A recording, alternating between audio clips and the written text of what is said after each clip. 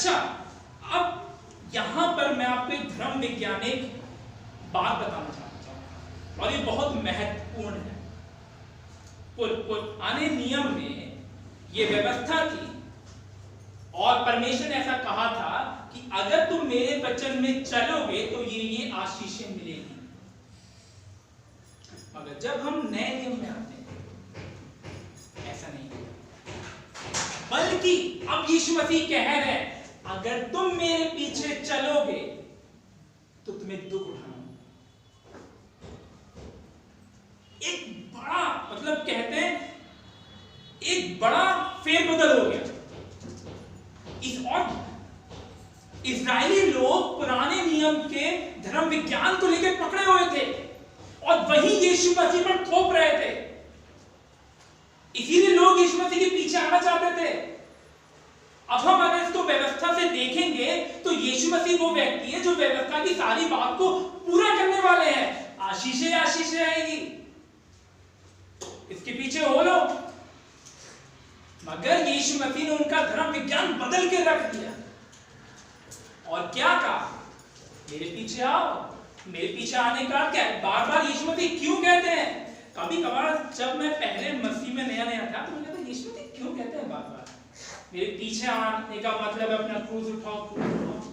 तब मुझे समझ में आया कि व्यवस्था में तो लिखा था कि जो मेरी आज्ञाओं को मेरी व्यवस्था पर चलेगा उस पर आशीषें ही आशीष आएगी, मगर जो मेरी व्यवस्था पर नहीं चलेगा उस पर क्या आएगा? दंड और श्राप आएगा। इसीलिए अगर आपको ध्यान हो, जब यीशु मसीह क्रूस पर थे तो इस्राएलियों ने क्या कहा? शास्त्री फरीसियों ने क्या कहा?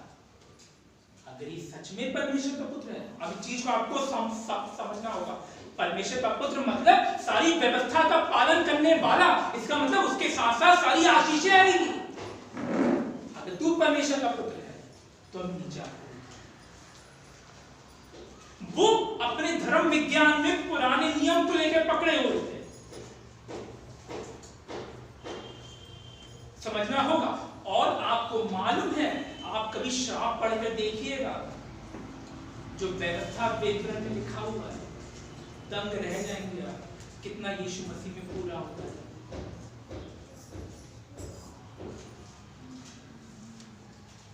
यीशु मसीह ने मत्ती में भी कहा मेरे पीछे आना चाहते हो, मगर ध्यान रखो तुमको सर धरने की जगह नहीं मिलेगी।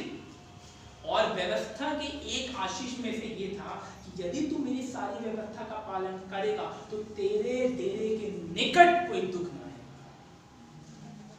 और मूसा भी भजन 91 में भी यही कहता है।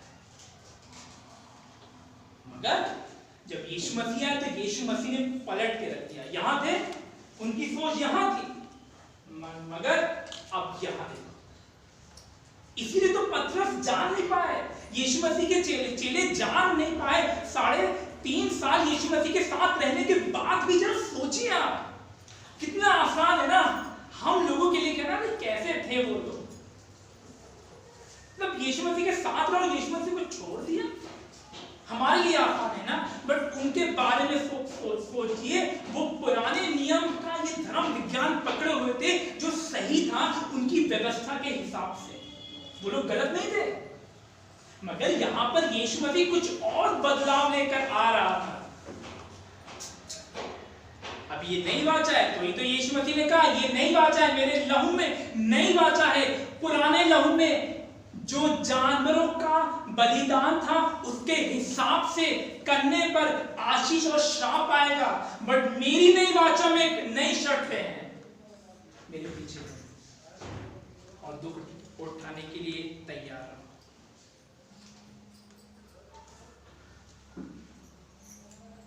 आज मेरा प्रश्न है मुझसे भी स्वयं से। जब मैं संदेश को तैयार कर रहा था, मैं अक्सर कहता हूं कि परमेश्वर आप मुझे कहां से बदलना चाहते हैं। तो मैंने प्रश्न पूछा स्वयं से, इससे पहले कि मैं ये प्रार्थना कर, क्योंकि परमेश्वर आपके लिए चाहते क्या है।